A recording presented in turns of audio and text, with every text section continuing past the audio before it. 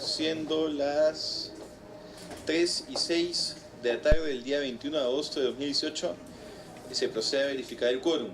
Se encuentran presentes los congresistas Gloria Montenegro y quien les habla, Alberto Belaunde.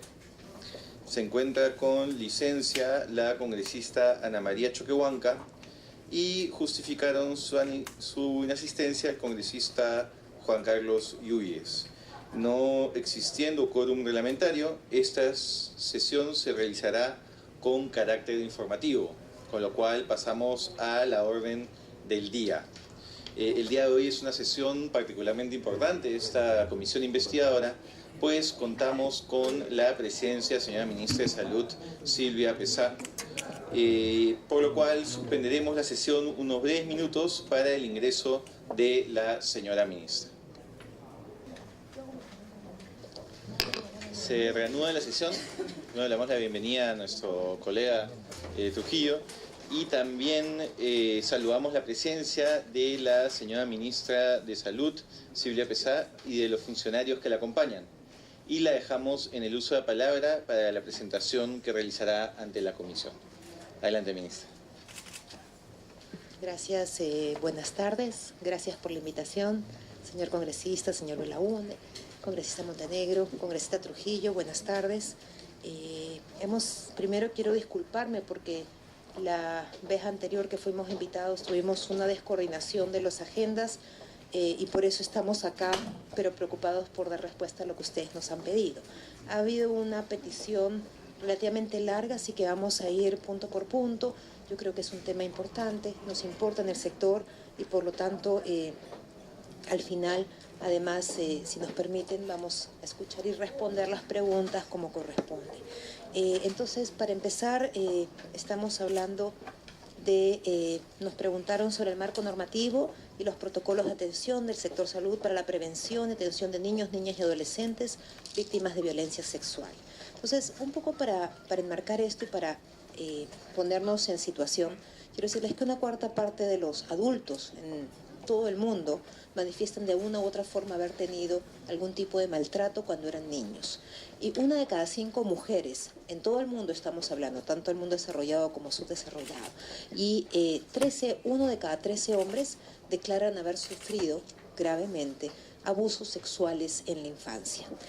Es posible, además, sabemos por OMS que es posible prevenir la violencia sexual en niños, niñas y adolescentes antes de que se produzca, y para ello debemos tener siempre un enfoque multisectorial de nuestras políticas públicas.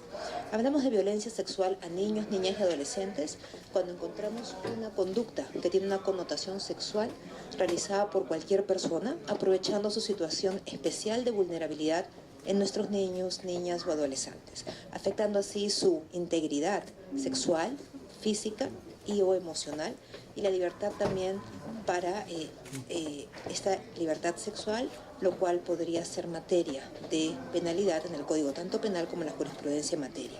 No es necesario que haya violencia, muy amable, gracias, violencia o amenaza explícita para considerar la existencia de una violencia sexual. Quiero decirles que acá es importante porque ustedes nos piden la política. Entonces, vamos a hablar de la política en dos, vamos a llamarlo, etapas. Una etapa antes del 2015 y una etapa posterior al 2015. Porque en el 2015 se escribió y se publicó la ley 30364. Y a partir de ella, esta ley en realidad demarca perfectamente bien cada sector qué debe hacer, y sobre eso estamos trabajando los lineamientos de las políticas tanto en violencia sexual en diferentes grupos etarios, no solamente en niños, niñas y adolescentes, también en adultos mayores y también en nuestra población de mujeres, o sea, violencia basada en género. Entonces, nosotros, esta ley del 30364, que es una ley para prevenir, sancionar y erradicar la violencia contra las mujeres y los integrantes del grupo familiar, tiene 3 puntos básicos que trabajamos en salud. Uno, que es promover y fortalecer los programas para la promoción, protección y recuperación y rehabilitación de la salud. Y habla en términos globales de salud y no solamente de salud mental. El otro punto, que es más específico, es garantizar la atención de calidad de los casos de violencia. tanto para mujeres como para los integrantes del grupo familiar, ya que estamos hablando de niños, niñas y adolescentes, incluyendo, dependiendo de sus características, de la inclusión al CIS, para recuperación y atención integral de la salud física y mental, y que esta debe ser gratuita a estas personas que están accediendo.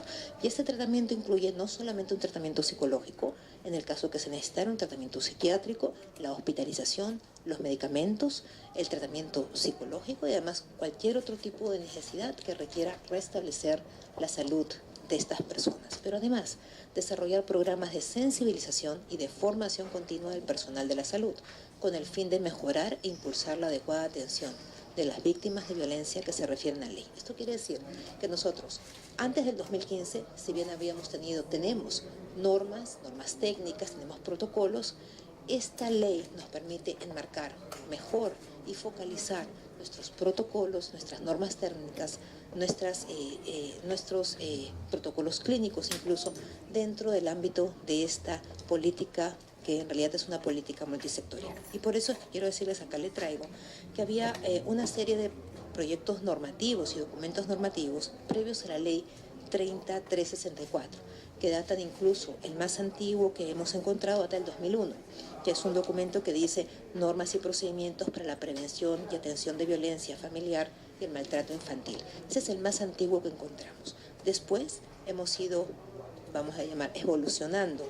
También tenemos uno antes del 2015, que estamos hablando del Manual de Consejería en Salud Sexual y Reproductiva, estamos hablando de la Guía Técnica para Atención Integral de las personas afectadas por violencia basada en género, y el más cercano, el 2015, que ha sido el reglamento que nos da el reglamento para la función de los módulos de atención de maltrato infantil adolescente en salud, que es el MAMIS.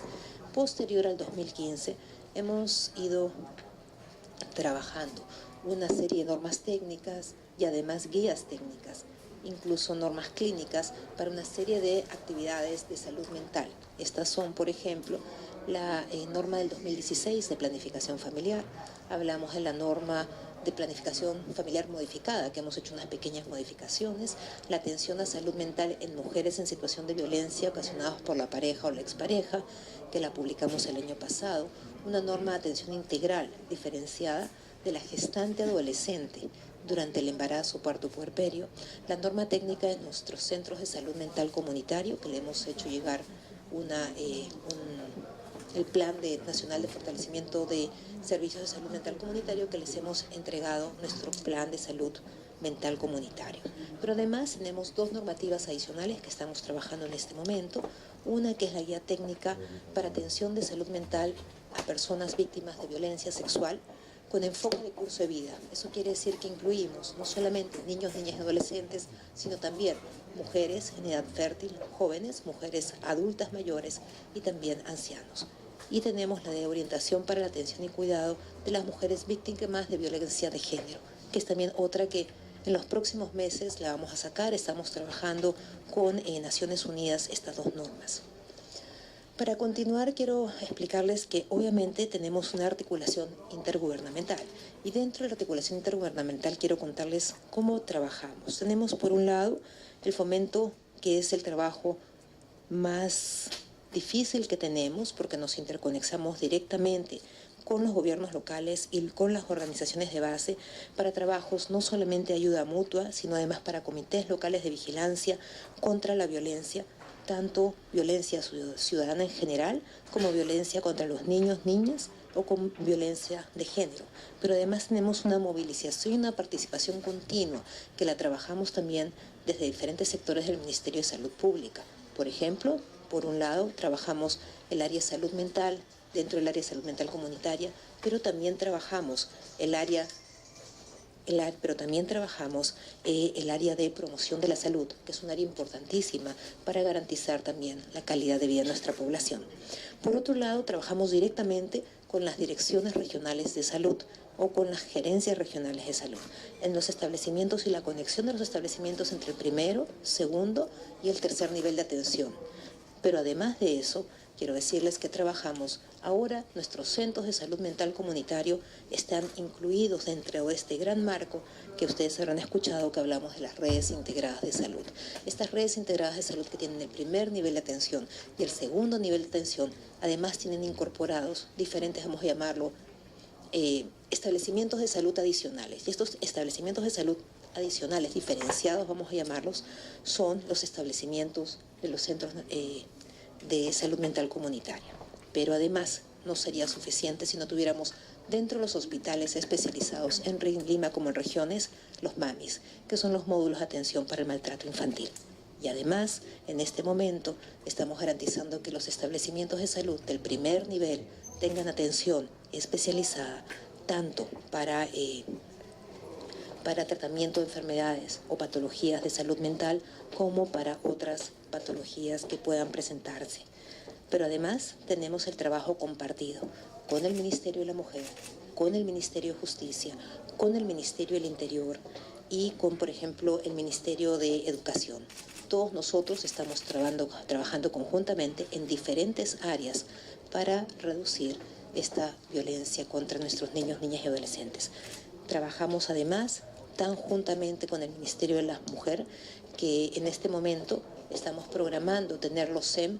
Ya tenemos en algunas regiones, pero los centros de emergencia mujer los estamos trabajando también dentro de los hospitales. Tenemos ya algunas experiencias muy interesantes y vamos a continuar con esto. El próximo que hemos visto que es factible de realizar en un breve periodo de tiempo, o sea, no más de 2 a 3 meses, va a ser, por ejemplo, el Hospital Amazónico en Ucayali. Y así vamos a ir avanzando en diferentes hospitales. Entonces, cuando hablamos del Plan Nacional de Fortalecimiento de nuestros servicios de salud mental comunitario, este es un plan que ustedes lo tienen, es el verdecito, que tienen ahí el libro, lo tenemos acá. Y este es como nuestra, vamos a llamarlo como nuestra Biblia. Esta Biblia en realidad nos dice las estrategias y cómo vamos a ir avanzando punto por punto en las estrategias para fortalecer en temas de salud mental el primer y el segundo nivel de atención, implementando los establecimientos de salud, nuestros servicios de salud y mejorar la capacidad resolutiva, articulándonos con espacios territoriales. ¿Qué quiere decir esto? Nuestra mayor incidencia es territorial. Por eso estamos trabajando junto a las redes integradas de salud. Para que tengan una idea qué nos hemos comprometido, cómo estamos avanzando y cuáles han sido también las dificultades, porque hemos también tenido dificultades. Quiero que vean la próxima lámina, en donde nosotros nos hemos comprometido en el 2018 a tener unos 50 hogares protegidos, a tener 524 establecimientos de salud con personal capacitado en salud mental, a tener 32 hospitales que van a tener un servicio donde se pueda atender la salud mental y 131 centros de salud mental comunitario. ¿A cuántas personas en este año podríamos garantizar la atención si hiciéramos esto? Solamente a un 15% de la población nacional y solamente a un 30% de la meta. Sin embargo, todavía estamos muy lejos de lo que debemos. En el país, un 20% de nuestra población tiene problemas de salud mental, no solamente de abuso, sino de otros temas de salud mental y son fundamentales que sean atendidos. Sin embargo, nosotros, conociendo nuestras limitaciones y también nuestras fortalezas, sabemos que solamente vamos a poder atender a este pequeño 15% de la población total. Para el 2021, nosotros aspiramos a atender a un 32% de la población total, del total de necesidades que tenemos. ¿Qué hacen nuestros centros de salud mental? ¿Por qué los promocionamos tanto y por qué estamos tan orgullosos de ellos? Este servicio que damos en los centros de salud mental es múltiple. No solamente damos el servicio de atención de niños, niñas y adolescentes, que es un servicio especializado, también damos un servicio de atención de personas con adicciones, drogas y alcohol obviamente, pero otros también, servicio de participación social y comunitaria, pero además tenemos atención para adultos y adultos mayores. Estos 4 grandes ejes con los cuales trabajamos en nuestros centros de salud mental comunitario han tenido la capacidad de, dentro del ámbito de prestar atención especializada y diferenciada, hemos garantizado que la gente se sienta más cercana a los servicios de salud. Y por lo tanto, creo que ese es uno de nuestros principales objetivos. Ahora, no solamente atendemos en estos grandes ítems. Los puntos más pequeñitos que atendemos son violencia sexual, adicciones, trastornos del lenguaje, que es algo frecuente y que no lo conocemos, primer episodio psicótico, trastornos de conducta alimentaria, retraso mental, tenemos conductas suicidas, autismo, depresiones, hiperactividad, déficit de atención. O sea, es una serie de problemas de salud mental que los atendemos acá y que por eso garantizamos nuestra atención. Ahora, hasta la fecha, porque tenemos también limitaciones y lo vamos a decir, hasta la fecha nosotros nos habíamos comprometido en el 2018 a realizar, por ejemplo, 131 establecimientos que sean nuestros centros de salud mental comunitario. Con la nueva resolución para garantizar la transferencia de 16 millones de soles que salió ayer, nosotros solamente vamos a poder cumplir 104 centros de salud mental comunitario. O sea, nos van a faltar otros 27. ¿Por qué? Porque no tuvimos suficiente presupuesto, ¿okay? A pesar de que hemos hecho esa transferencia. Son de estas que les estoy diciendo, que hemos recibido ayer 16 millones, hay 10 millones para las regiones y 6 millones para Lima. A la fecha tenemos 72 establecimientos de salud mental comunitario en todo el país y para fin de año sí podemos garantizar 104 centros de salud mental comunitaria. Con respecto a las unidades de hospitalización en hospitales generales, esto es fundamental porque sí hay pacientes que requieren hospitalización en nuestros hospitales nacionales, en nuestros hospitales regionales, y para eso lo que estamos haciendo es garantizando camas libres para pacientes, para enfermos de salud mental. Esto es fundamental, hemos garantizado ya un 71% y para fin de año vamos a garantizar nuestra meta, que son prácticamente en todos los hospitales del país, donde hay hospitales nacionales o regionales, vamos a tener camas disponibles para poder internar a los pacientes. Hogares protegidos, que no es el tema que nos lleva hoy, pero ya que estamos acá me gustaría compartir con ustedes. Hasta la fecha tenemos 4 hogares protegidos en Iquitos, 1 en Moquegua y 1 en Lima. No vamos a alcanzar nuestra meta de 50 hogares protegidos, seguimos avanzando con ellos, pero a un ritmo mucho más lento que nuestros centros de salud mental comunitarios. Más o menos para que tengan una idea, este es nuestro mapa. En el 2017 teníamos este mapa de centros de salud mental comunitario, y a la fecha nos faltan centros de salud mental comunitario solamente en Madre de Dios, en San Martín y en Lima regiones. Este es nuestro mapa de salud mental comunitario, lo vamos a extender, pero quiero decirles que nosotros estamos muy orgullosos de en tan poco tiempo haber avanzado y dar el servicio que estamos dando. También nos preguntaron respecto a cuánto estamos gastando. Entonces, este es el presupuesto que nosotros tenemos en general en salud mental.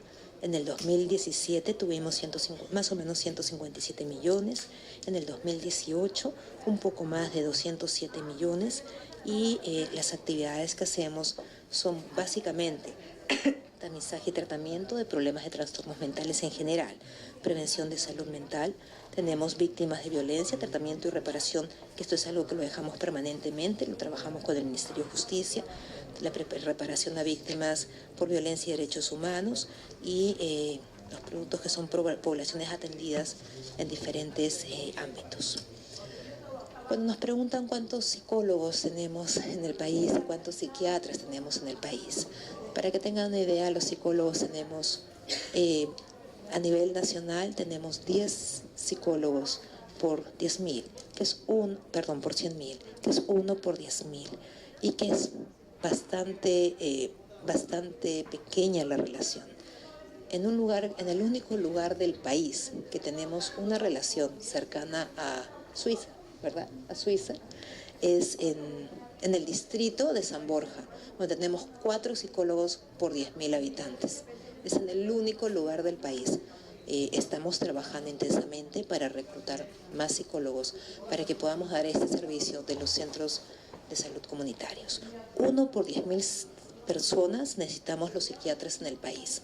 Acá sí tenemos una simetría, porque en muchas partes del mundo, quiero decirles de que en algunas partes del mundo, en Europa, hay algunos países que sí tienen el número de psiquiatras que se necesita, pero en general, revisando las cifras, por ejemplo, de la OSD, de la OCDE, de Alemania, ellos tienen incluso déficit de psiquiatras y tienen solamente 1 cada 30.000, lo cual tampoco llega a la media esperada. Pero bueno, ese es un tema que estamos trabajando, estamos reclutando, estamos viendo cómo mejorar estas asimetrías. Entre el año pasado y este es el único año que hemos tenido nuestra mayor promoción de egresados de psiquiatras. Más residentes, y han egresado estos residentes y nos han dado 72 psiquiatras, que es lo que más o menos estamos ahora garantizando por año. Tenemos un tema muy bonito para nosotros, que es el módulo de atención de maltrato infantil del adolescente en salud, o el MAMIS. Este es un módulo que se creó hace muchos años y después se dejó de lado y ha vuelto a ser retomado. Estos módulos que están dentro de los hospitales de segundo y tercer nivel son módulos súper especializados, donde tenemos psiquiatras, psicólogos especializados en niños, asistentes sociales, un grupo muy, muy importante. Incluso si necesitan médicos especialistas, pediatras, es un equipo muy, muy, muy concentrado en las necesidades de los niños, sobre todo relacionadas a maltrato infantil, tanto de niños como de adolescentes. Este módulo de MAMIS coordina con la Fiscalía y además brindan atención de emergencia todas las horas del día, todo el día. Tenemos 29 MAMIS en estado operativo, tanto en Lima como en regiones. Y ustedes ahí ven las diferentes MAMIS. Tienen tanto en Lima, y ustedes ven que son hospitales especializados básicamente, pero también tenemos en Ica, en Cusco, en Callao, Madre de Dios, que tenemos 1, en La Libertad, Ucayali, Cajamarca, Huancavelica, Puno y Amazonas. Estamos pensando el próximo año, ¿verdad, doctor? El próximo año, a principio del próximo año, así es, tener 8 MAMIS más, en donde acá en Lima, en diferentes puntos de Lima, ¿de acuerdo? Todos estos hospitales requieren de MAMIS y la implementación de estos módulos de atención de nuestros niños y adolescentes afectados de violencia tienen un periodo más o menos para su implementación de 5 meses. Tenemos ya un presupuesto aprobado este año, que es un poco menos de $500,000 de soles, y con eso necesitamos además la sostenibilidad progresiva. Necesitamos 3.3 millones de soles para garantizar la sostenibilidad de estos módulos. Cuando nos preguntan, y ahora sí entrando más a violencia sexual de niños, niñas y adolescentes, ¿cuántos casos hemos recibido o hemos atendido en nuestros establecimientos del MINSA en los últimos 10 años? Ustedes pueden ver que hemos atendido aproximadamente 36.200, casi 36.300 casos. En el último año, en este año, a junio, hemos ya identificado 1.183 casos en todo el país. Cuando hablamos de cuáles son los procesos que nosotros en el Ministerio de Salud manejamos para hacer eficiente estas denuncias que tenemos con respecto a a algún paciente que haya sido menor y que haya tenido algún tipo de abuso por parte de nuestros trabajadores, pues acá tenemos todo el proceso administrativo disciplinario, que es muy parecido a cualquier organismo del Estado. Lo vamos a ver después. Hay un caso que ustedes deben conocer, y seguro que por eso nos van a preguntar posteriormente, que es un caso que ha sido de una niña de 16 años del Hospital Cayetano Heredia, pero era un trabajador del Hospital del Callao. Este trabajador, el hecho, nosotros lo hemos identificado el 9 de agosto del 2017, ocurrió el hecho, y en junio del 2018 recién tomamos conocimiento de esto. No se recibieron quejas o denuncias anteriores a a esta identificación del caso. Este médico psiquiatra había sido destacado al Hospital Cayetano Heredia, pero pertenecía al Callao. Entonces fue denunciado en su momento por posibles tocamientos indebidos de esta menor de 16 años. Como ya había dejado de trabajar en el Hospital Cayetano Heredia, pues el Hospital San José inició proceso administrativo contra este profesional. También le hizo, además dispuso una medida cautelar para suspender al denunciado de la asistencia al hospital en tanto duren todos los procedimientos de evaluación e investigación. Y su salud también se encuentra en este momento en proceso de investigación. Quiero decirles que actualmente este caso se encuentra en investigación en la segunda Fiscalía Provincial del Penal de Conde Villa. Expediente, después se los doy. ¿De acuerdo? Con respecto a qué hacemos una vez que ya tenemos una víctima de violencia, también tenemos todo un paquete de atención y dentro del ámbito de prevención de cualquier enfermedad, pero además de cualquier enfermedad de transmisión sexual, pues se les da todo un paquete. Este paquete tiene una serie de antibióticos, también tiene anticonceptivos, así es, y vacunas. Entonces tenemos esta provisión, principalmente ustedes nos preguntaban por la provisión de anticoncepción oral de emergencia. Pues nosotros, ustedes saben que desde el 2023, agosto del 2016, tenemos la aprobación de una medida cautelar que dispone la distribución del nuevo levonorgestrel, que son el AOE, el anticonceptivo oral de emergencia, en todos los establecimientos de salud del MINSA. Y basado en eso, si ustedes ven que hay un pequeño número en realidad, tenemos un pequeño número de anticonceptivos orales de emergencia que se han utilizado este año, en el transcurso del año, porque son solamente 4, en todos los establecimientos de salud. ¿Me puedes dar el número? En todos los establecimientos de salud tenemos por lo menos una cantidad suficiente de blisters para garantizar la anticoncepción oral de emergencia. Acá está.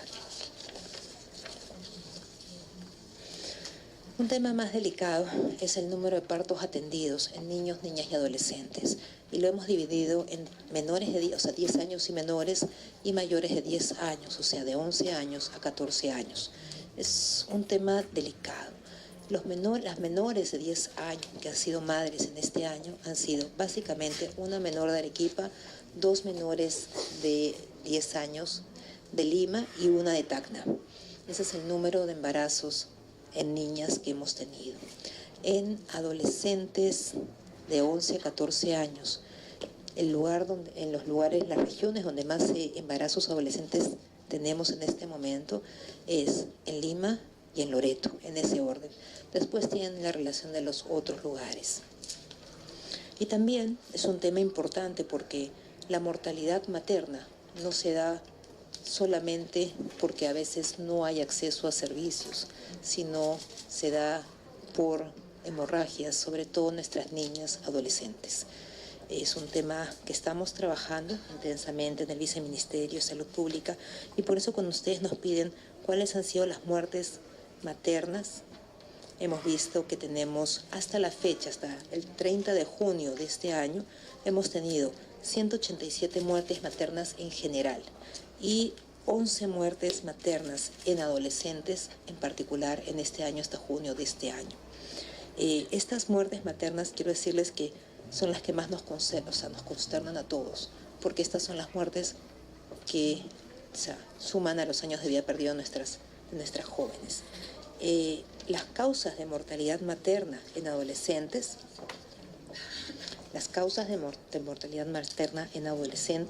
básicamente son sepsis, hemorragia, básicamente, e hipertensión arterial.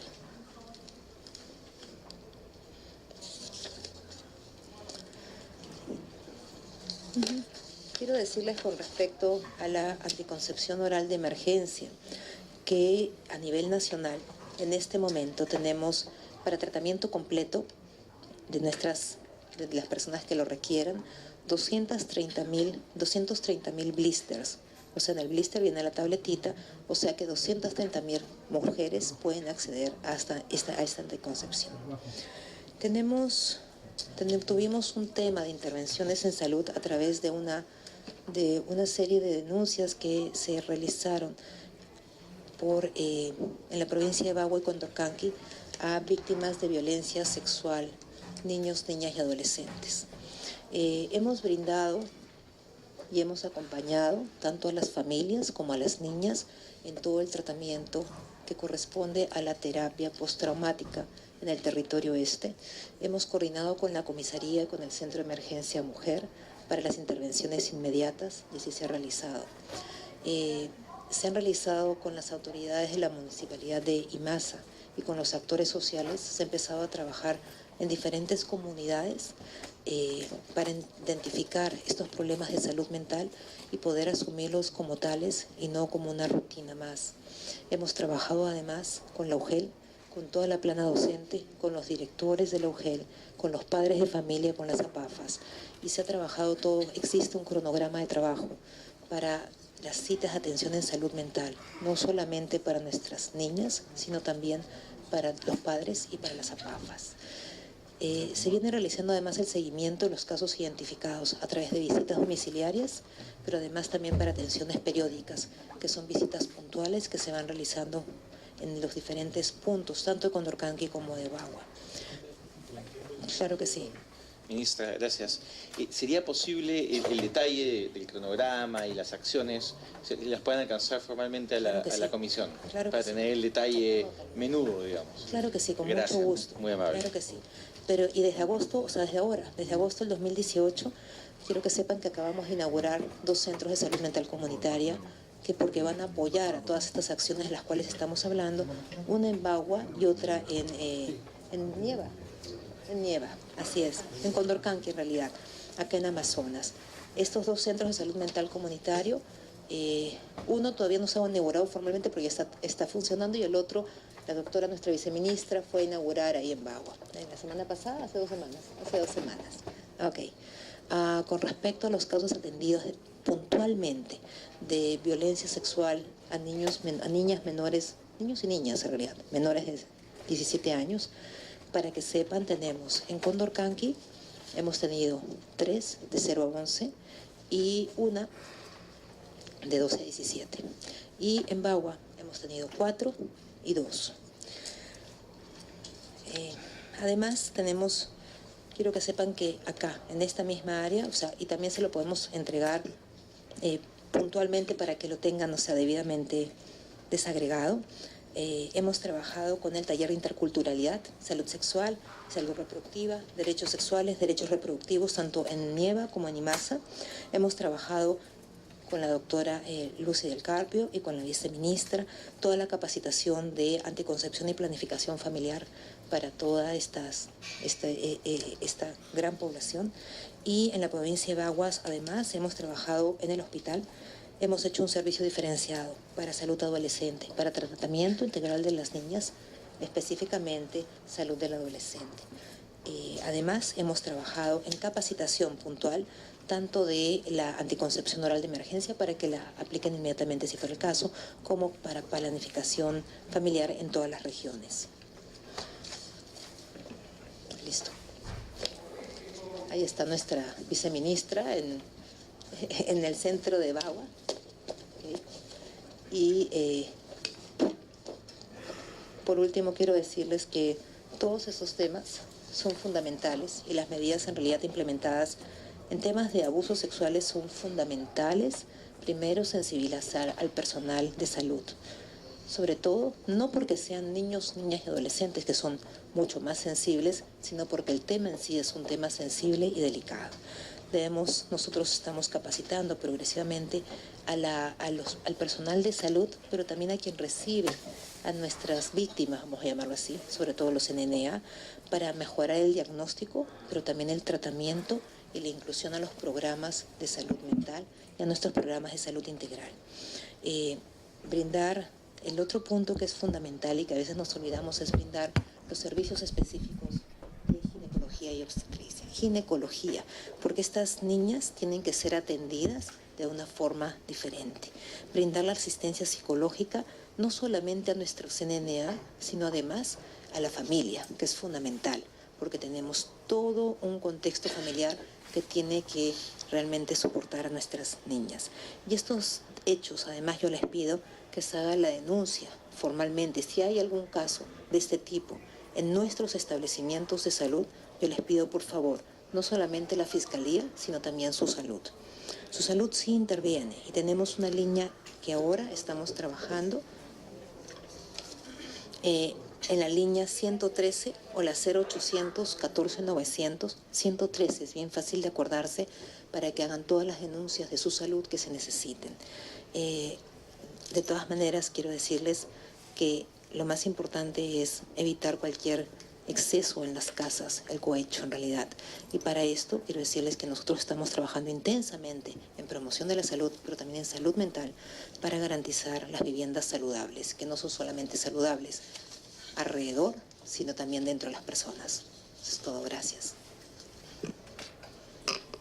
Muchas gracias, ministra, por su exposición.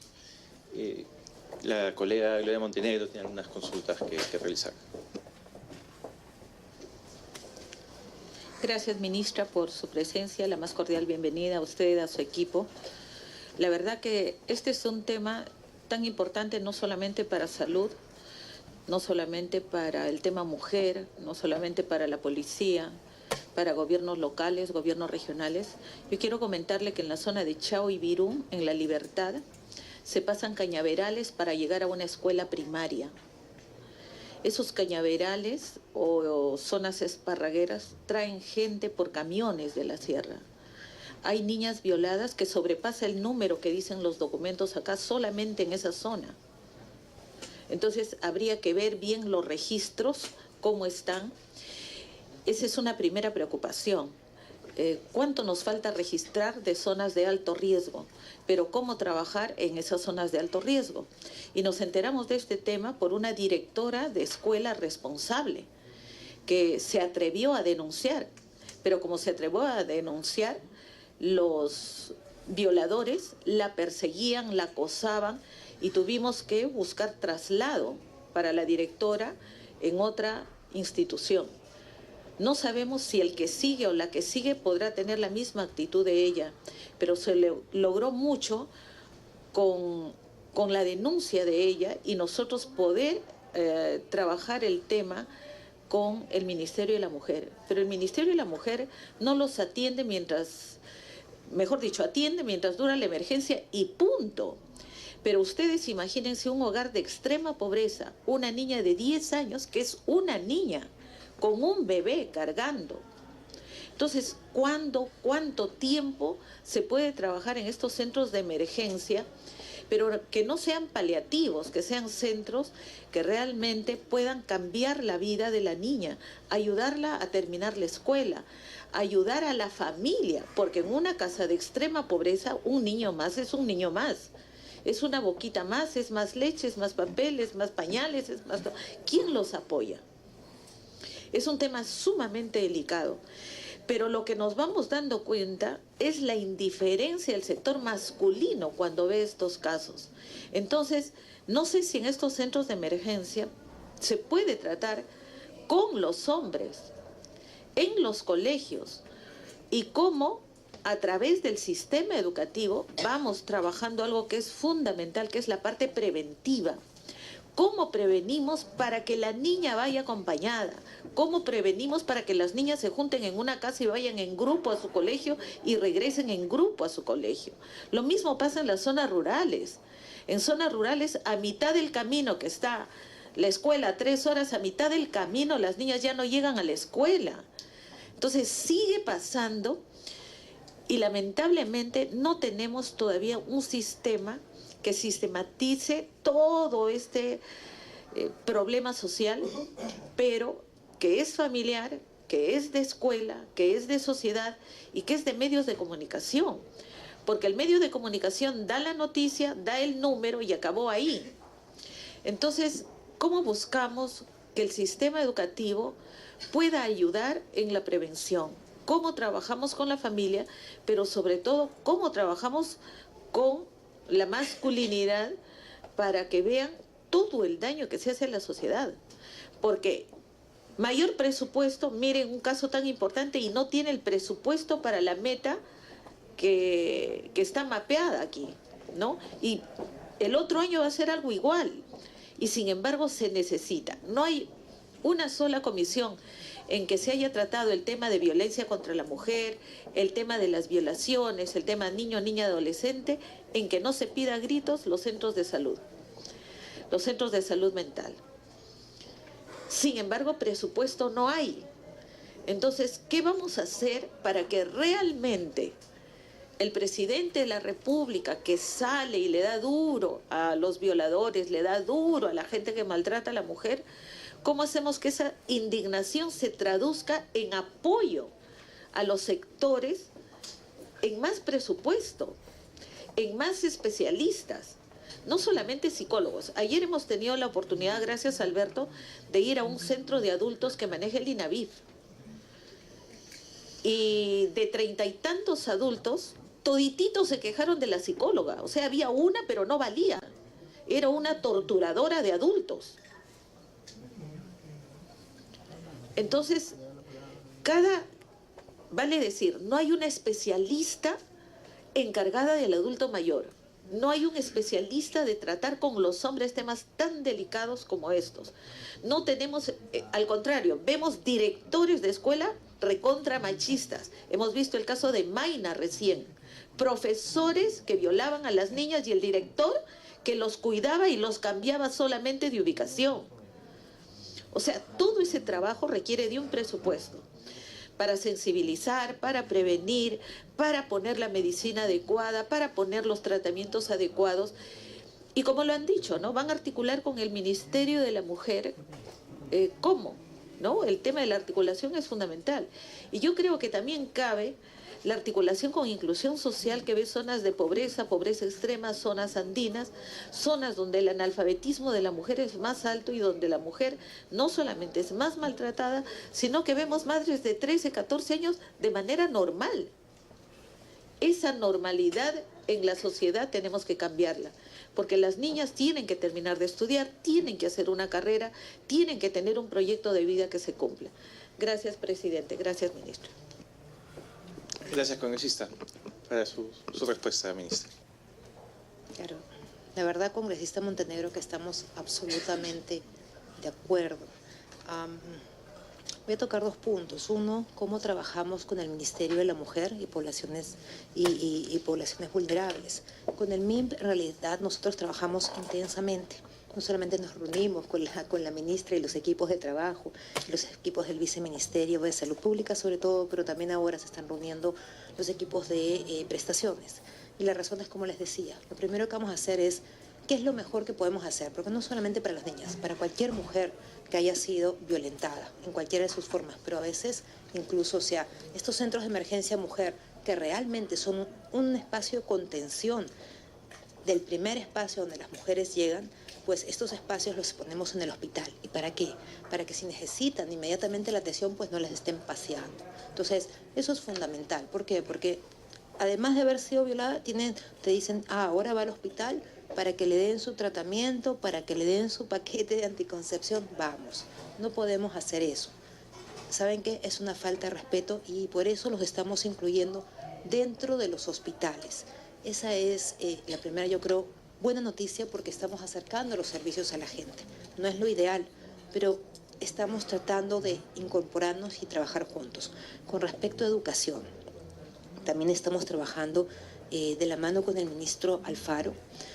Tenemos una serie de proyectos, no solamente en términos de salud de salud mental, sino también de alimentación y otros tantos que tenemos que trabajar juntos efectivamente. Hay lugares que son más riesgosos que otros y donde debemos tener pues mucho más. Este tema en particular, que yo no lo conocía, congresista, mañana lo voy a conversar, ahora en la tarde lo voy a conversar con el ministro Alfaro, porque este tema de la libertad yo no lo conocía. Y efectivamente, nosotros como Ministerio de Salud, lo que recibimos es lo que registramos, no es más allá, pero sí, si es algo que usted conoce, pues otros también deben conocer, no es algo que es, o sea, no hay secretos a todas voces. Entonces vamos a buscar la forma, no solamente en la libertad, porque no sería justo, sino en todos lados garantizar que estos registros existan y que efectivamente se sistematice para que sepamos y hagamos las intervenciones locales, porque la intervención tiene que ser territorial, si no, no sirve de nada. A veces hacemos una política y es muy buena política y puede ser espectacular, pero en un lugar no es lo mismo que en otro lugar absolutamente alejado, que puede ser diametralmente opuesto en cultura, en espacio, en territorialidad. Ahora yo le digo, sí, es verdad que necesitamos dar más apoyo a las familias, sobre todo a las niñas violentadas.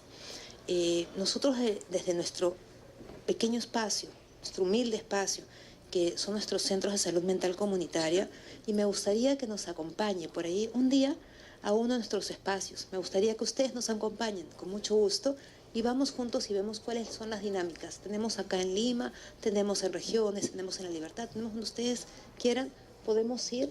Yo pienso que vean cómo trabajamos, porque a veces no se entiende, ¿no? Entonces sí tenemos esas 4 áreas que les digo. Tenemos la parte de trabajar extramuros, el personal efectivamente va y trabaja con las familias y tienen un cronograma de trabajo, pero además tenemos también el trabajo que es intramuros, viene la gente. Incluso nos ha pasado acá cerca en Manchay con adictos, que ellos vienen al establecimiento, ellos voluntariamente, porque no se los puede forzar tampoco. Y hay una serie de actividades que me gustaría que las conozcan para que veamos cómo estamos trabajando. Hay cosas que se hacen buenas del Estado que deben ser también conocidas. Pero con respecto al adulto mayor, lamento mucho esto de las... no de la psicóloga, lamento mucho el hecho de que en el INAVIF tengamos los CAPAM, porque así le llaman, los CAR del adulto mayor, que no estén funcionando al 100%, porque nosotros del Ministerio de Salud tenemos los Taitahuasi, y no tenemos muchos, porque no tenemos en realidad tanta especialización, pero tenemos nuestros centros para el adulto mayor, tenemos en Manchay, ¿no es cierto? Ahí hemos ido, en Manchay tenemos uno cerca de nuestro centro de salud mental, pero tenemos en otros lados también, no solamente de Lima, sino del país, y ahí le damos una atención integral a nuestros adultos mayores. Como algunos necesitan solamente escuchar, ¿ok? Entonces tenemos psicólogas especializadas y podemos también compartir con ustedes. Todas las mañanas hacen actividades, todas las tardes tienen sesiones entre ellos. Hemos visto que algunos Taitahuasi aparte están juntos en nuestros centros de salud mental comunitario, de forma tal que ellos pues van de un lado así es para otro y pueden ser atendidos también. Hay muchos temas, yo estoy de acuerdo con usted, estamos todo el equipo de acuerdo con usted, estamos trabajando fuerte para que nuestro plan en realidad de lucha contra la violencia funcione, y lo que necesitamos es también más manos que quieran hacer las cosas, no solamente que sepan hacer las cosas. Congresista Trujillo. Gracias, presidente. Saludar a la señora ministra, a los funcionarios del Ministerio de Salud. Escuché con bastante atención la exposición. Yo quisiera incidir en los siguientes temas. Nos ha hablado de los avances, pero me hubiese gustado escuchar los problemas.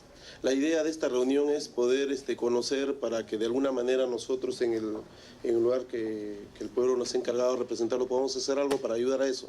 O sea, no solamente el tema de asignación presupuestal, seguramente hay problemas en el tema de articulación. Por ejemplo, en el tema de los servicios de salud mental comunitaria, el servicio de salud mental como tal, a la pregunta de la congresista Montenegro respecto a la articulación con educación, con el Ministerio de la Mujer, nos ha hablado, pero es importante conocer cuál es la articulación que tienen con los gobiernos descentralizados, gobiernos regionales, gobiernos locales, porque ellos en el principio de subsidiariedad son aquellos que están más cerca al problema.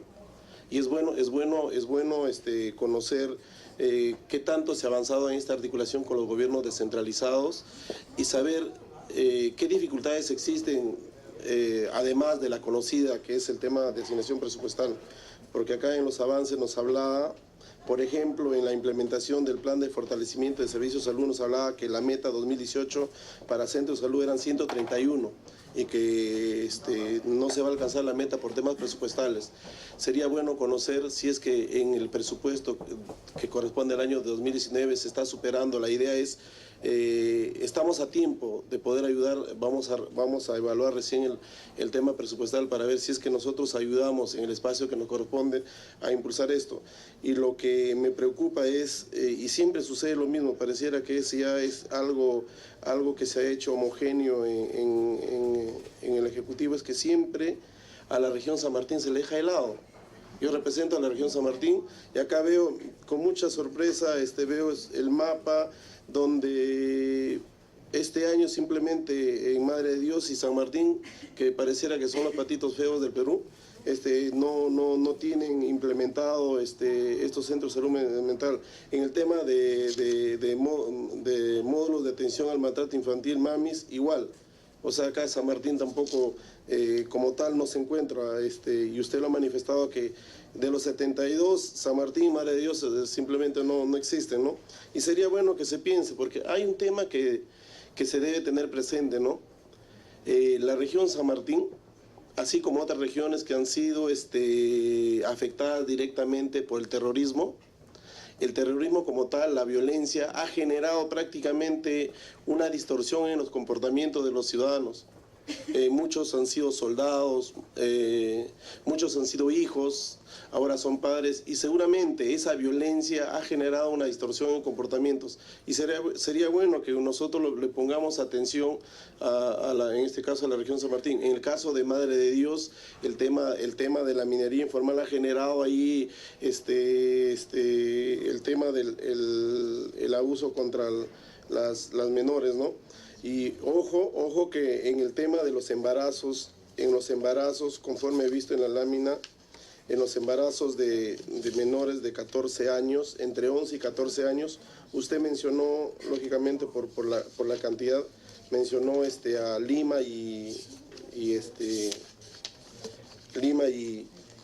Arequipa y Loreto, me parece, Lima y Loreto, pero en tercer lugar está San Martín. Entonces sería bueno que también en las actividades referidas al tema de la reunión, ustedes pudiesen considerar a San Martín. Yo dispuesto a articular con ustedes y creo en la medida que sumemos esfuerzos, todos vamos a lograr revertir esta situación que nos está diferenciando de otros países, y nosotros debemos demostrar que esta suma de esfuerzos nos va a permitir revertir todo eso, ¿no? Gracias, presidente. Muchas gracias, congresista. Señora ministra. Congresista Trujillo, no. Nuestro premier, al igual que usted, son de San Martín. Y no se preocupe porque ya hemos transferido el dinero. No es que no se ha hecho el Centro de Salud Mental Comunitario. Para fin de año vamos a tener en todo el país nuestros centros de salud mental comunitario. Y no ha sido por separarlos ni mucho menos, en absoluto. Tenga en cuenta además que San Martín este año ha sido una de las 4 regiones que ha recibido mayor transferencia para garantizar que se finalicen, y ya se están finalizando y entregando los diferentes hospitales, grandes hospitales que tenemos en San Martín en este momento. Un ratito, ya, dale. Sí, adelante con la interrupción, congresista. Sí, es cierto, ¿no? Lógicamente hospitales que se han retrasado innecesariamente en su ejecución, hospitales que fueron iniciadas por mi gran amigo y ahora premier César Villanueva. Él los ha gestado y lógicamente como premier los tiene que terminar. Y no se trata de que César Villanueva como premier esté haciendo un trabajo pro región San Martín. Él es premier por el país. Y como muestra, le digo, no es una queja, no me incomoda porque se pensaría de que nosotros somos privilegiados porque tenemos un premier que es de San Martín. En una reunión nosotros nos hemos, le comento así chiquita nada más, ¿no? Tenía documentos de alcaldes que querían entrevistarse con el premier sanmartinense, alcalde de mi región. Yo tenía como 20 solicitudes pidiendo audiencia, que les apoya a generar la audiencia.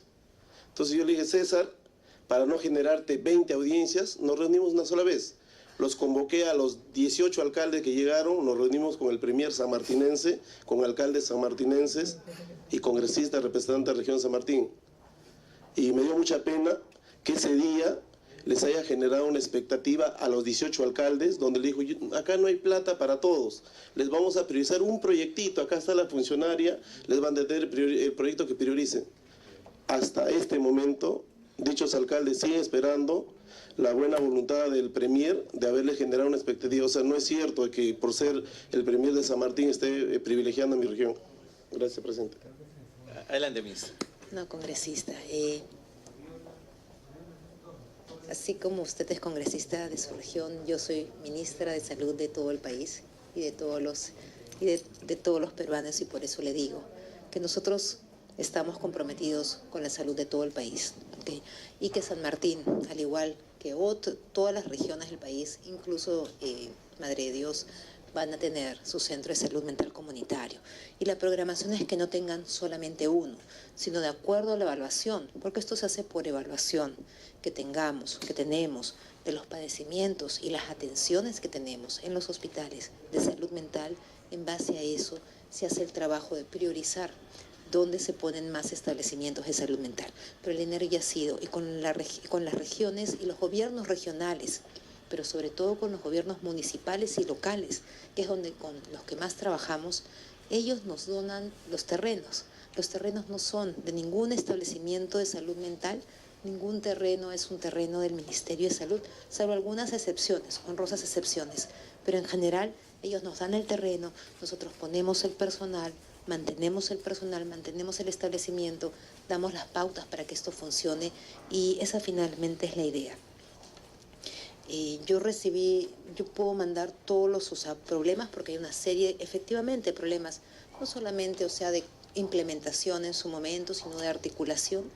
La articulación intergubernamental no es fácil, y todos lo sabemos, no hay que mentirnos.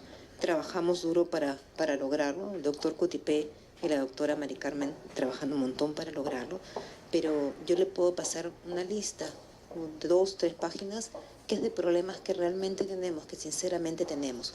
Esa no fue la petición, yo le digo, nosotros hemos seguido formalmente a la petición que nos hicieron por internet, pero si quiere lo podemos dejar hablar al doctor Cutipé, si le parece, para que nos diga alguna de las dificultades que tienen en campo. ¿Me parece? Adelante, doctor Cutipé. Muchas gracias, congresista, por la invitación, señor congresista Trujillo también. Gracias, señora ministra. Bueno, en principio debemos decir que una de las principales dificultades que tiene el país para los servicios de salud mental es que hasta hace 3 años prácticamente no teníamos servicios de salud mental en todo el país. O sea, el reto es la propia realidad, ¿no? Somos uno de los países que más retraso hemos tenido en Latinoamérica respecto a tener una red descentralizada de servicios de salud mental. Tal vez esta es una más de las herencias del virreinato, ¿no? De haber sido Lima la capital del virreinato, de haber inclusive hasta centralizado los hospitales psiquiátricos, ¿no? Entonces, somos una de las pocas ciudades con 3 hospitales psiquiátricos, y en el resto del país nada, ¿no?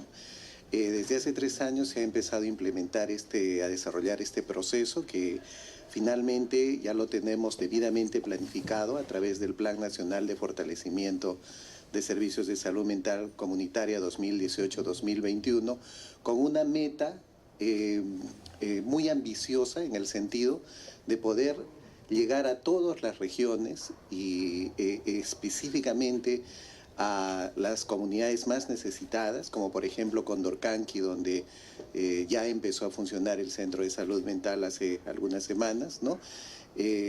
Al 2021 con la suficiente contundencia. Sin embargo, en el camino hay retos. El plan, como todo plan, tiene un presupuesto que tiene que ser financiado, y eso hay que decirlo. Y yo agradezco en nombre también del Ministerio de Salud, congresista Trujillo, su ofrecimiento de que en el momento de constituir el presupuesto final del próximo año, la ley de presupuesto, pueda tenerse, digamos, los fondos correspondientes. El año pasado, el congresista Alberto de Belaunde hizo una defensa en el Pleno respecto a justamente las metas de este año. Y creemos que todos en general hemos sumado estos esfuerzos porque de alguna manera este pedido también se hizo eco en el propio Ministerio de Salud y en la actual gestión con la doctora Pesa, de modo que tenemos ese es el primer reto, ¿no? El poder llegar a tener una inversión per cápita como el promedio latinoamericano. En salud mental tenemos una inversión per cápita actualmente, con todas las mejoras que hay, de 13 soles per cápita al año, que implica el 1.2% del presupuesto en salud.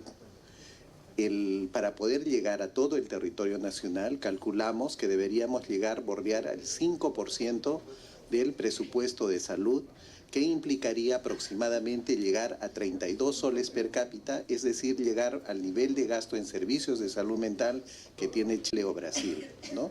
Entonces, pero eso lo vamos a poder conseguir con la ayuda de todos, ¿no? El propio ministerio con sus planes, las metas que tienen que cumplirse, pero también el propio Congreso y la propia ciudadanía que tiene que apostar por desarrollar estas redes de servicios en todo el país. De otro lado, respecto ya a la disponibilidad de recursos humanos, ¿no? De recursos, específicamente de recursos humanos, ¿no? También es importante tener en cuenta que venimos de una carestía histórica de especialistas en el Perú para todos los temas en salud, en particular en salud mental, ¿no? Hasta hace aproximadamente 5 años no habían más de 600 psiquiatras en todo el país. O sea, en toda la historia republicana hemos podido acumular apenas 600 psiquiatras en el país. En los últimos años hemos podido llegar a los actualmente están registrados en el Colegio Médico 1.006 psiquiatras. Es decir, se ha triplicado o cuadruplicado el número de plazas por año, de modo que este año han salido 72 nuevos psiquiatras en relación a los 20 que cada año salían. Pero obviamente esto también tiene que ver con los arreglos presupuestales, porque formar un psiquiatra implica disponer presupuesto para cada plaza del profesional que se esté especializando. Pero no es solamente tener los psiquiatras, sino tenerlos distribuidos, ¿no? Entonces, porque nos puede pasar como Argentina. Argentina tiene la mayor tasa per cápita de psiquiatras de todo esta parte de la orbe, y sin embargo tiene los mismos problemas de salud mental en cuanto inclusive a cobertura y brechas de atención. ¿Y por qué? Porque no tiene un sistema en redes como el que estamos desarrollando. Es decir, un sistema estratégico que ante la carencia debemos ser sumamente inteligentes, estratégicos para ubicar a los profesionales donde más se los necesita. De otro lado, respecto ya al trabajo en campo, ¿no? Es importante también lo que usted ha planteado respecto a la necesidad de la interacción entre los diversos sectores. El poder tener un centro de salud mental comunitario en un ámbito de 100.000 habitantes hace posible que se trabaje en concreto con educación, con la comisaría, con las organizaciones locales, con el Centro de Emergencia Mujer, es decir, con todos los servicios que pueda haber en el Estado. Nosotros en el Ministerio de Salud hasta hace unos años decíamos, en salud mental por lo menos, actuábamos como de principitos, ¿no? O sea, sacábamos nuestra norma técnica para tal cosa y no teníamos quien opere la norma técnica en los territorios. Entonces, ¿de qué servían las normas técnicas? No servían solamente para cumplir los compromisos. Pero ahora sí es posible desarrollar estas acciones, por ejemplo en Trujillo, en el barrio, en el distrito El Porvenir, tenemos 2 centros de salud mental que están trabajando el plan distrital de salud mental conjuntamente con el gobierno local en el marco de Barrio Seguro. Entonces, de modo que ese es el beneficio de tener descentralizados los servicios y esperamos que al 2021 podamos tener mucha mayor contundencia con la ayuda de los gobiernos locales. En muchos lugares hemos tenido la ayuda para poder rápidamente instalar estos servicios, pero también de los gobiernos regionales. Y en San Martín tenemos ya ubicado el lugar, va a ser en la banda de Chilcayo, donde se va a implementar el nuevo centro de salud mental comunitario, así como en el resto de regiones, incluido hasta diciembre Madre de Dios y Tumbes, que eran las regiones que faltaban. Yo quisiera, antes de darle uso a la palabra a la ministra, si podemos entrar en un poco más de detalle respecto a la articulación con los gobiernos regionales y los gobiernos locales, que es una de las preocupaciones de mi colega y mía también. ¿Dónde está, digamos, el principal reto actualmente? La generación de la conciencia en las autoridades, que esta es una prioridad, las barreras geográficas de algunos lugares de nuestro país. ¿Dónde identificaría usted los principales retos, doctor Cutipe? Gracias. Le agradezco, congresista, la pregunta. En realidad, si hay algunas regiones que han quedado para las siguientes fases, tuvo que ver con que se necesita la contraparte para desarrollar este plan de los propios gobiernos regionales y de las propias de los gobiernos locales, ¿no? De modo que es importante tener en cuenta lo siguiente. Muchas veces cuando hablamos de un servicio de salud mental, la gente prioriza los servicios de salud física, pero se puede entender porque de una infección uno se puede morir, ¿verdad? Y uno de lo primero que se defiende es de la muerte, ¿no? Sin embargo, a nivel de autoridades es importante tener una conciencia de líder que implica el reconocer las necesidades de toda una población, ¿no? Y en ese sentido, hay regiones que sí han demostrado una mayor madurez, ¿no?, para identificar los problemas de salud mental en relación que otras regiones donde hemos tenido que más bien esperar un proceso de incidencia política para que las propias autoridades regionales o locales puedan responder de la mejor manera como contraparte en este proceso de desarrollo de estos servicios de salud mental dentro de sus redes de salud. De modo que la ayuda que ustedes puedan darnos, ¿no?, desde la incidencia política para priorizar también como un componente de la salud mental es fundamental, ¿no? Entre tanto, conjuntamente, todos, el Estado como la sociedad civil, no tengamos conciencia de que tenemos que unir esfuerzos para lograr no solamente servicios, sino lograr el bienestar a través de la salud mental, en realidad poco vamos a hacer aun cuando tengamos centros de salud mental. Congresista Trujillo. Doctor, una preocupación. Nosotros en octubre vamos a elegir nuevas autoridades descentralizadas. Eso ustedes lo están considerando como una debilidad, porque no sabemos quiénes van a gobernar distritos, provincias, regiones. Y acabo de escuchar que el retraso en mi región obedece al desinterés de las autoridades. Bueno, en realidad el que podamos tener ahora para diciembre el Centro de Salud Mental de Banda de Chilcayo obedece a que las autoridades ya se han puesto en la onda, ¿no? Pero también vemos desde los centros de salud mental comunitaria una oportunidad en las elecciones, ¿no? Porque implica renovar esperanza, ¿no? Renovar la esperanza de que podamos hacer las cosas mucho mejor de lo que hemos podido hacer. Salud mental es esperanza y no podemos ir con otra actitud que no sea la de la esperanza. De modo que, por ejemplo, para citar una región, La Libertad, ha habido desde los centros de salud mental, que son 5 y ahora van a ser 8, a diciembre 9, han hecho un trabajo muy fuerte en toda esta movilización para las elecciones, para comprometer a los candidatos a seguir desarrollando acciones desde los gobiernos locales y desde el gobierno regional. Y así en el resto de regiones se ha dado justamente la recomendación para que puedan ir movilizando, haciendo incidencia política entre las agrupaciones candidatas.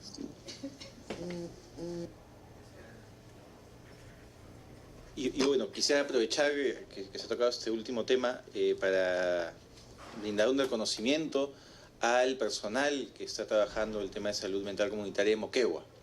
La semana pasada estuve ahí, pude visitar el hospital de día, pude visitar el hogar protegido, las instalaciones, y no solo entusiasma lo logrado, sino entusiasma la calidad personal y la mística del equipo de trabajo. Entonces aprovecho la oportunidad para brindar ese reconocimiento y homenaje. Yo tengo algunas preguntas, preferiría decirlas, digamos, por temas y darle la posibilidad a la ministra de responder para que no se quede ninguna en el aire. El primer tema tiene que ver con el componente interculturalidad. Justo estamos hablando del caso de Condorcanqui, que es además uno de los casos emblemáticos del trabajo de esta comisión. Y quisiera saber cómo están tratando el componente de interculturalidad en el tratamiento de salud mental, pero también en los protocolos de atención a víctimas de abuso sexual, protocolos ginecológicos y de otro tipo. Y menciono este componente porque uno de los principales problemas que existe cuando los padres se encuentran con que sus hijos han sido víctimas de abuso sexual es lograr que exista la confianza en el Estado que va a atender a sus hijos, ¿no? Hay desconfianza de distintos niveles que hacen que en muchos casos no se denuncie siquiera que esta situación se ha dado, y un componente puede ser tal vez el de una atención en salud pensado muchas veces para entornos más urbanos y homogéneos que aquellos espacios donde sí se requiere una mirada intercultural, que puede ser desde barreras lingüísticas, ¿verdad? Entonces quisiera que nos pueda contar un poco más de este aspecto. Gracias. Para nosotros el tema de salud intercultural es un tema fundamental. Habíamos programado para este año, y estamos trabajando en eso, un centro de salud mental comunitario intercultural en la zona de las 4 cuencas. Y estábamos definiendo exactamente en qué punto ponerlo.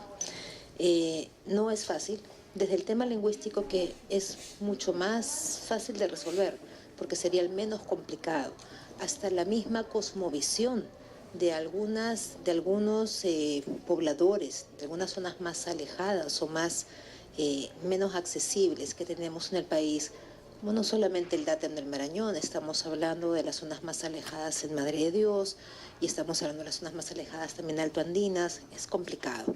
Estamos trabajando con el doctor Cotipé y con la viceministra un protocolo que también lo estamos detalladamente mirando antes de empezar incluso a trabajar, porque es un protocolo clínico, porque no solamente se atienden en los centros de salud mental comunitario temas de violencia, sino que además se atienden temas de adicciones, temas de maltrato y otros más.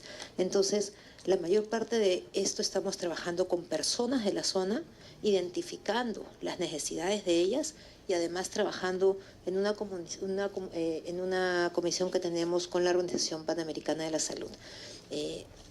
No es un tema fácil y no va a salir un protocolo inmediatamente. Nosotros pensábamos que iba a salir ese centro de salud mental comunitario intercultural este año, pero es un módulo que estamos trabajando con las mismas personas de la misma zona. Es la única forma de garantizar que nos entendemos mutuamente. Y por eso les digo, es independientemente del lenguaje, o sea, la parte lingüística por ahí es hasta la más fácil de manejar, porque trabajas con un traductor. Ese no es el punto es la cosmovisión de cómo ves la salud, la enfermedad, la necesidad de buscar atención. Son temas que primero tenemos que ir captándolos, y en cada punto del país, que es diferente, también es diferente esa visión. Gracias, ministra. Entonces, digamos, no solo en cuanto a los centros de salud comunitaria, en la actualidad, digamos, es un reto pendiente el contar con los distintos protocolos de atención del Ministerio respecto al enfoque intercultural. O sea, ese tema, por eso les digo, los estamos trabajando en 4 cuencas en particular y en 5 cuencas, porque los tenemos diferenciados. En ambas cuencas estamos trabajando diferentes modelos porque en diferentes lugares son distintos. Y eso hay que sumarle que no solamente la Amazonía, por más que sea un tercio del país, sino que además tenemos la parte altoandina, que también tiene otra cosmovisión del mundo. Entonces, en esos lugares trabajamos y estamos trabajando con la gente para modelos específicos. No va a ser igual que el clásico, como estamos hablando, médico europeo, vamos a decirlo así. Gracias. Tenía dos consultas respecto a la capacitación a operadores de salud. La primera es, ¿cuáles son los programas de capacitación que se han desarrollado para los operadores de salud que atienden casos de violencia sexual de menores? Y el segundo tiene que ver sobre si existen estrategias para el autocuidado de los equipos que permita la prevención del síndrome de agotamiento profesional. Esas dos inquietudes respecto a los operados. Lo primero quería realmente agradecerle porque siempre cuando viene a estas y otras sesiones te dicen todo lo malo del sistema, pero que haya mencionado usted que nuestro personal tiene mística y tiene compromiso y realmente está haciendo lo que debe hacer, que es garantizar el trabajo y darlo con calidad, de verdad de corazón se lo agradezco, porque para eso estamos trabajando intensamente. Y que me digan acá, justamente acá, que el personal tiene mística, para nosotros es algo muy importante, porque es el reconocimiento efectivamente de la tarea bien hecha. Y también, o sea, nosotros estamos muy orgullosos, por eso yo les dije, estamos muy orgullosos de nuestros centros de salud mental comunitaria. Justamente, también para el personal en estos centros, deberíamos realmente extenderlo no solamente a estos centros de salud mental comunitario que son más nuevos, tienen gente nueva, tienen gente recién capacitada y son más jóvenes. También eso hay que poner en la balanza. Sino deberíamos trabajarlo para otras instancias de nuestros hospitales, por ejemplo, reducir este burnout, ¿no es cierto? Este síndrome de agotamiento por trabajo con los mismos pacientes todos los días, 365 días al año. Tenemos planes especiales también de psicoterapia para dentro de este centro de salud mental, los mismos profesionales trabajan este tipo de terapias compartidas. Eso es por un lado. Y lo otro que nos preguntó es el tema de protocolos de violencia. Programas de capacitación para operadores de salud que atienden casos de abuso sexual, independientemente de los centros de salud. No, en general el tema de violencia, y ahí tenemos toda la capacitación, tenemos planes importantes de capacitación que están dentro de las diferentes normas que hemos sacado. Yo le puedo pasar, ¿qué le parece si le marco para que ustedes tengan conocimiento? Dentro de esta es de violencia ocasionada por la pareja y la mujer, que lo hemos hecho el año pasado. Este es un tema que es súper importante y no es solamente salud mental, sino son todos los protocolos. O sea, acá está con incluso qué hay que darle, cuándo hay que darle, qué hay que hacer con las mujeres, qué puede pasar. Todo esto es parte, eso lo hemos sacado el año pasado. Ahora se lo voy a dejar. Le agradezco y también nos interesaría saber, digamos, la frecuencia de capacitación, cómo se realizan, si es más teórico, si tiene un componente práctico. Creo que sería súper valioso para nosotros tener esa información. En 64 hospitales de servicios de emergencia, 64 hospitales en todo el país, hemos capacitado a más de 1000 operadores. Y tenemos un plan de trabajo, obviamente, así que con mucho gusto se lo vamos a hacer llegar, incluso al detalle, para que sepan cómo trabajamos con todo nuestro personal de salud. ¿Me parece? Muchas gracias. Se mencionó un caso específico de un procedimiento disciplinario que se está llevando, un caso que se ha hecho público. Lo que nos gustaría saber desde la comisión es cuántos casos de esas características tiene el Ministerio, cuántas sanciones firmes y consentidas hay de profesionales por temas de abuso sexual de menores y también cuántas investigaciones en trámite existen al respecto.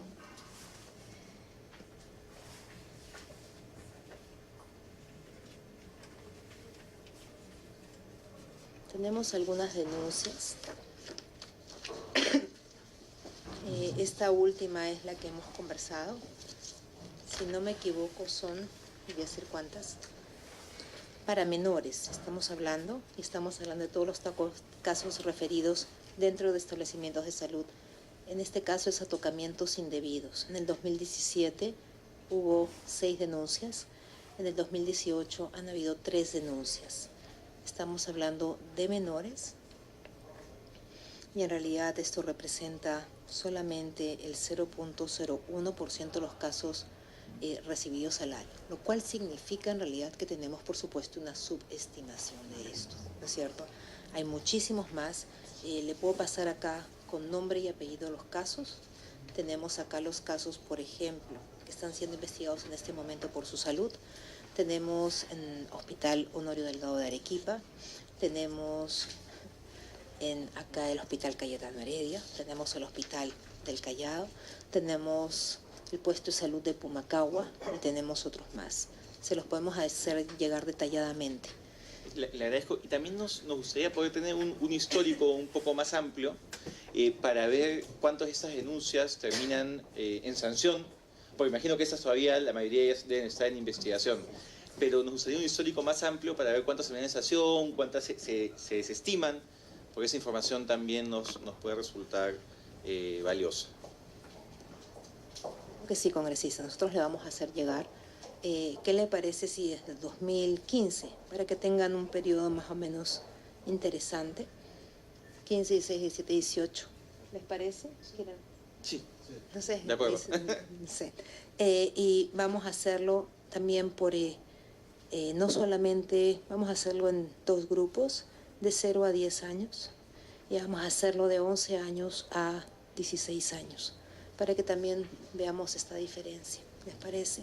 Y además se las vamos a dividir por niños o niñas, porque no solamente son niñas, debe quedar claro, ¿no es cierto? Entonces eso también es importante. A veces no se denuncian o las denuncias son mínimas, pero existen. Entonces esto se lo vamos a hacer llegar a más tardar, ¿qué les parece? El viernes, a más tardar el viernes, ¿de acuerdo? Le agradezco, ministra. Sobre la atención individual a niños, niñas y adolescentes, ¿hay algún número de atenciones psicoterapéuticas que se brinda a víctima de abuso sexual? ¿Es un acompañamiento que se da a lo largo del tiempo? ¿Hay un promedio? ¿Y cómo se determina esta atención? Los casos son individualizados, o sea, cada niño, cada niña, cada adolescente tiene una situación particular, un estrés postraumático que hay que atender y de todas maneras, de una u otra forma, cada uno va a tener un protocolo de tratamiento que es distinto. Es como todos podemos tener, vamos a ponerlo así, en sencillo, todos podemos tener ardor estomacal, pero para cada uno de nosotros el tratamiento es distinto y debe ser individualizado. Puede ser que para usted funcione, para el congresista no, y para mí nada funcionó. Entonces cada uno tiene un tratamiento específico, cada niño, niña y también cada persona que acuda a este centro de salud mental comunitario tiene una ficha de registro con una muy detallada secuencia, no solamente psicoterapia, también de terapias familiares, también de terapias de extramurales, también de tratamientos si fuera el caso. Es toda una ficha que se elabora para cada uno de los pacientes. ¿Se cuenta con una guía metodológica específica para la atención en salud mental de niños, niñas y adolescentes que han sido víctimas de abuso? Tenemos 2 guías. Tenemos una guía que trabaja los términos más generales. Tenemos otra guía que ahora, yo pienso que el próximo mes o mes y medio va a salir, porque estamos trabajándola con Naciones Unidas, como les expliqué, que trabaja abuso específicamente cruzado con curso de vida. Entonces tenemos específicamente abuso más niños, niñas y adolescentes, abuso más adultas y abuso más adultas mayores o adultos mayores. Esa diferenciación que la estamos mejorando, porque como les expliqué, lo más, vamos a llamar cercano a lo que usted nos está pidiendo era el 2001, y después lo trabajamos dentro del ámbito de violencia, pero esto es muy específico. Entonces con eso se definen ya los protocolos de atención, pero también los protocolos de seguimiento. Muchas gracias. Y también me interesa saber los mecanismos y la capacitación, si es que existe o no, que reciben los profesionales de la salud para detectar en una atención médica o ginecológica específicamente que nos encontramos frente a una menor que ha sido, o un menor que ha sido víctima de abuso sexual? ¿Existe este protocolo? ¿Hay una capacitación? Nos gustaría un poco más de luces sobre el tema. Específicamente para los niños, niñas y adolescentes, los pediatras tienen ciertos protocolos que hacen y les permiten identificar ciertos casos, sobre todo en términos de tocamientos y de violaciones que no sean tan extremas, porque si no usted va a ver los signos inmediatamente, ¿no es cierto? Infecciones a repetición, vaginales o anales, y tenemos incluso dolor, malestar cuando los tocan. Hay una serie de signos muy puntuales que los pediatras identifican cuando hacen una investigación o cuando hacen un examen clínico rutinario incluso.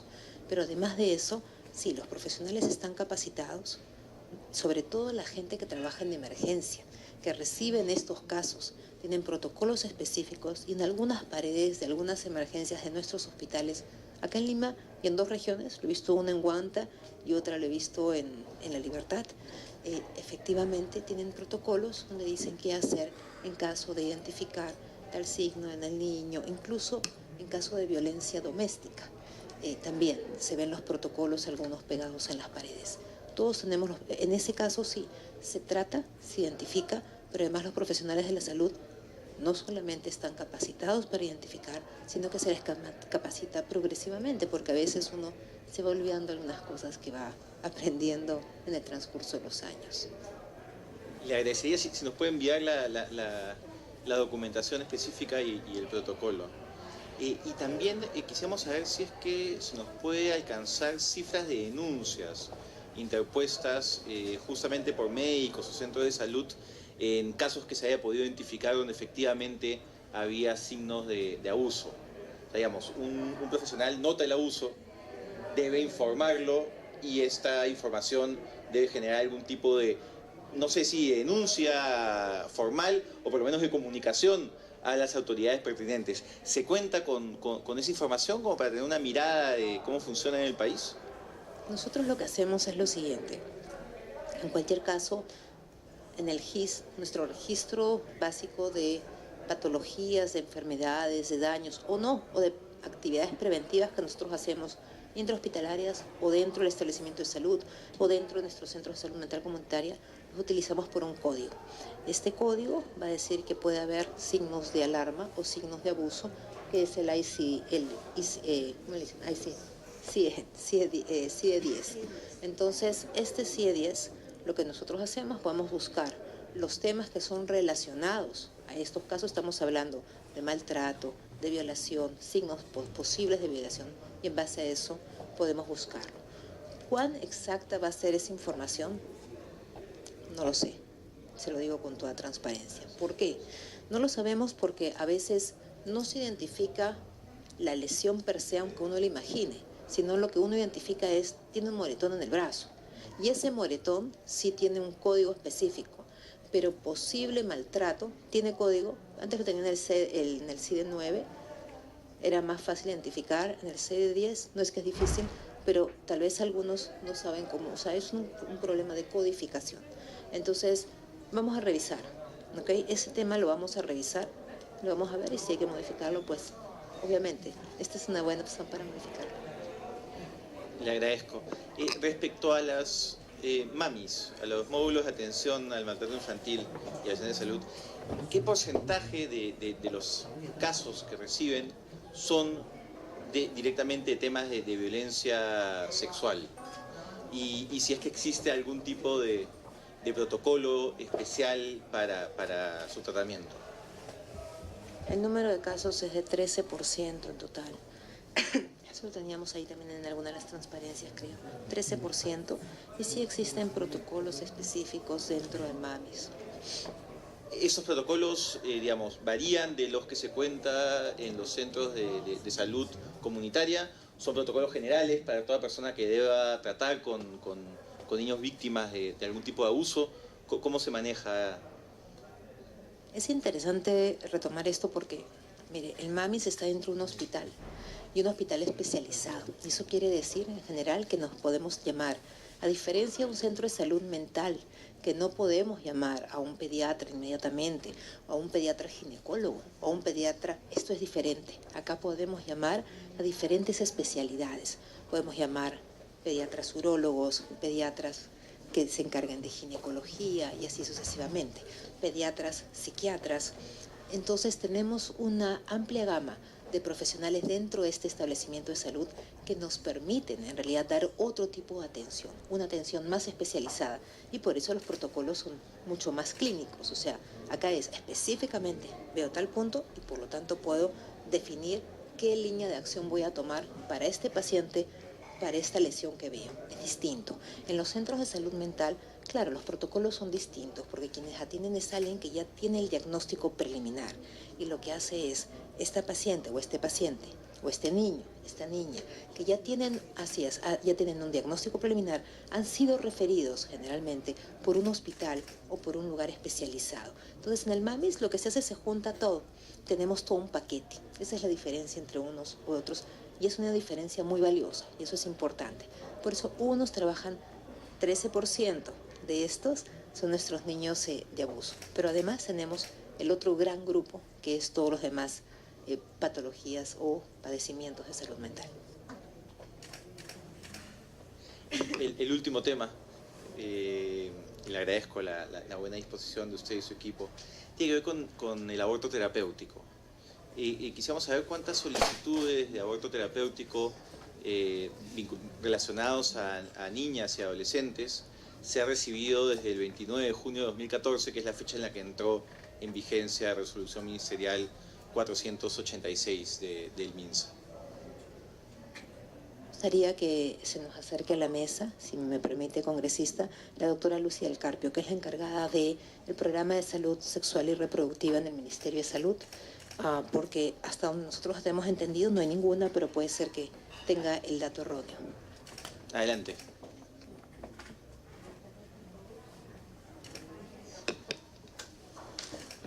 Con respecto al aborto terapéutico, o sea, la guía que tenemos para interrupción voluntaria en embarazos menores de 22 semanas, es solo en caso de que la mujer corra riesgo su vida, ¿no? Entonces, no necesariamente está para adolescentes ni para población que, por ejemplo, haya sufrido una violación o haya sufrido otro problema. Es solo si la mujer, por ejemplo, tiene insuficiencia renal, insuficiencia cardíaca, diabetes o cualquier causa que si continúa este embarazo va a causar su muerte.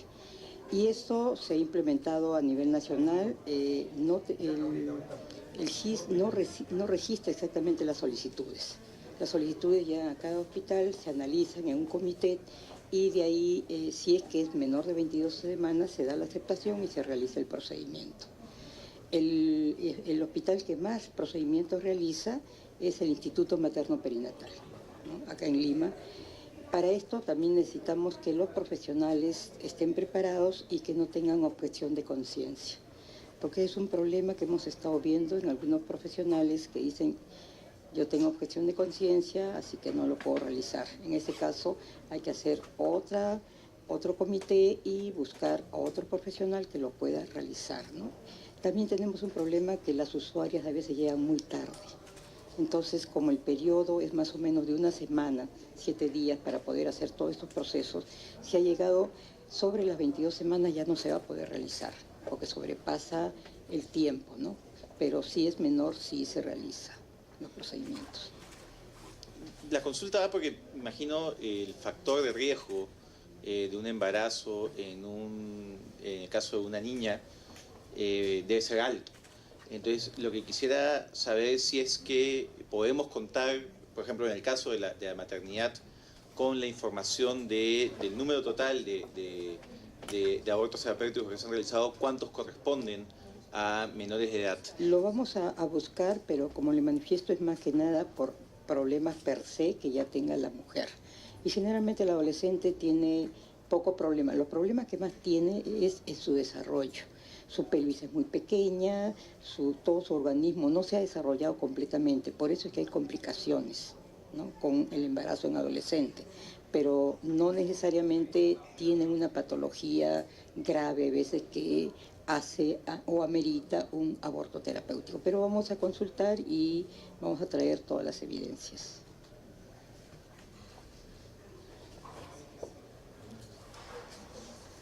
Bueno, esas son las consultas que teníamos. Le agradecemos muchísimo a la ministra y a su equipo. Hemos enviado una serie de oficios solicitando información específica, que sería de mucha utilidad poder tener la misma para el análisis del equipo técnico de la comisión, además de la información que hemos solicitado el día de hoy. No sé si la ministra desea hacer el uso de palabra. Adelante. No, solamente para cerrar, muchas gracias, señor congresista Trujillo, señor congresista Belaunde. Y bueno, nosotros, por favor, vamos a hacer llegar la información como hemos ofrecido este viernes, entre la mañana y la tarde, y a su disposición para lo que necesiten. Muy amable, muchas gracias y gracias al equipo por estar acá. Gracias. La comisión agradece a la ministra y a su equipo, y no habiendo más temas en agenda, siendo las 4:45, se levanta la presente sesión.